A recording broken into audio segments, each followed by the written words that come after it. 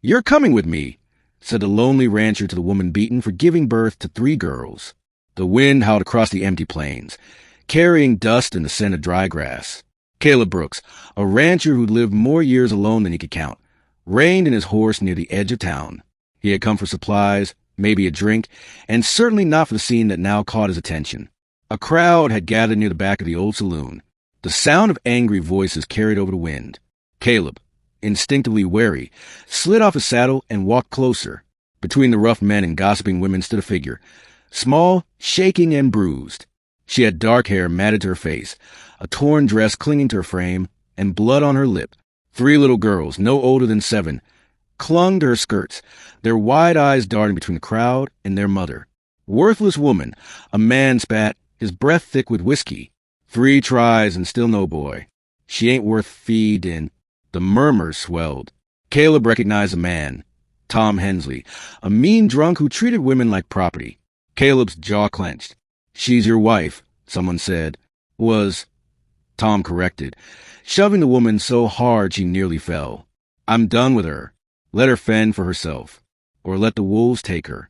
The girls whimpered, clutching tighter to their mother's dress. She didn't argue, didn't raise her voice, just stood there, shaking. Caleb had seen cruelty before, both in men and in the land itself. He'd buried too many people to stand by and watch another soul be ground into the dirt. Without thinking, he stepped forward. "That's enough." Tom turned. "This ain't your business, Brooks." Caleb ignored him, walking to the woman. She flinched at his approach, her gaze dropping to the ground. Up close, he could see the finger-shaped bruises on her arms, the swollen cheek, the way her breathing caught like every word might cost her something she didn't have left. "You got somewhere to go?" Caleb asked her quietly.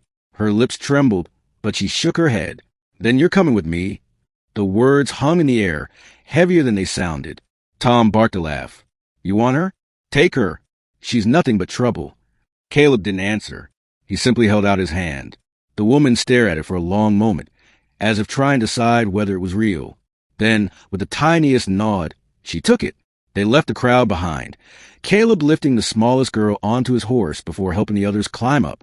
He walked alongside, leading the mare slowly down the dirt road toward his ranch. For the first hour, no one spoke. The girls huddled together on the saddle, the woman walking silently beside them, her eyes fixed on the ground. Finally, Caleb said, "Name?" She hesitated. "Anna. And them?" "Mary, Lila, and Rose." The girls glanced at him shyly when he said their names, then quickly looked away. Caleb nodded. "Well, Anna, Mary, Lila, and Rose, you'll be safe now." Anna's shoulders stiffened at the word safe, as though she couldn't quite believe it. By the time they reached his ranch, the sun was setting in streaks of gold and crimson. The land stretched out in every direction, wild and quiet, the way Caleb liked it. The house wasn't much, a 2-story frame of weather wood, with a barn and a few outbuildings, but it was sturdy, warm, and his. He showed them inside, letting the girls settle by the fire, while he brought out bread, cheese, and a pot of beans. They ate in near silence, the only sound to crackle the fire and the clink of spoons. The girl's hunger was quiet but fierce. Anna barely touched her food, as if afraid to take too much. "You can eat," Caleb said gently. "There's plenty." Her eyes flicked up to his, searching for mockery, finding none. She nodded slightly and took another bite. That night, he gave them the upstairs bedroom. He heard the girls giggling softly as they curled under the quilt, and then nothing but the deep quiet of exhaustion. Downstairs, Caleb sat at the table, staring into the lamp's flame. He'd been alone a long time. He didn't know these people. Not really. But something in Anna's hollow eyes had stirred a part of him he'd thought long dead. The days that followed were slow, steady work. Caleb didn't ask about her past. She didn't ask why he'd helped her. Instead, they moved in quiet understanding. Anna mended shirts and baked bread. The girls followed Caleb around the ranch, feeding chickens, collecting eggs, and brushing down the horses. Slowly, the bruises on Anna's face faded. Slowly, her eyes began to lift from the ground. One morning, Caleb found her outside, hanging laundry in the sun. The wind caught her hair, and for a moment she looked almost free. "Morning," he said. She smiled, small but real. Morning.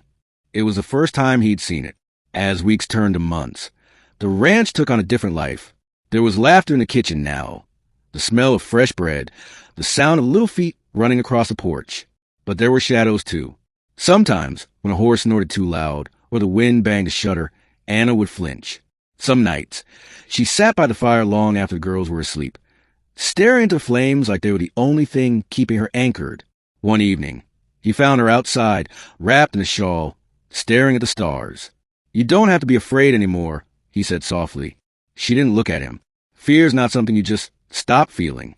It stays. It hides. Then it comes back when you think you're rid of it. Caleb stepped closer.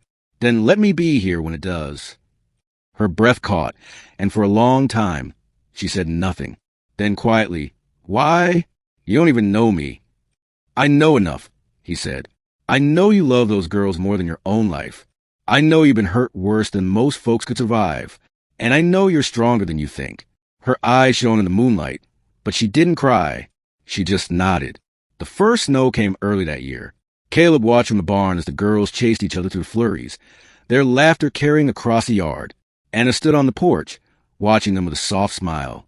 When Caleb came up behind her, she turned. "I never thought they'd laugh like this again. They've got their ma," he said, "and they've got home." She looked at him, her expression unreadable. Then she whispered, "And I've got you." It was the first time she'd said it out loud. Spring brought new calves, green grass, and a different kind of warmth. One evening, after supper, Caleb was fixing a fence when Anna walked over, wiping her hands on her apron. "You took us in when no one else would," she said. "You gave us a life." He leaned on the post, just did what needed doing. She shook her head. "No, you gave us more than shelter. You gave us a chance to be whole again." Caleb studied her face. "The strength there now. And you gave me something too, Anna. You filled a house I thought would stay empty till I died." For a moment, they just looked at each other, the air between them heavy with unspoken things. Then, without thinking, Caleb reached out and took her hand, the same way he had that first day in town. Only this time, she didn't hesitate. Years later, folks in town would say they'd never seen a man more protective than Caleb Brooks, or a woman who turned hardship into quiet grace the way Anna had. But for Caleb, it all came down to one moment. The wind in the street, the bruised woman with 3 frightened girls, and the words that had changed all their lives. "You're coming with me."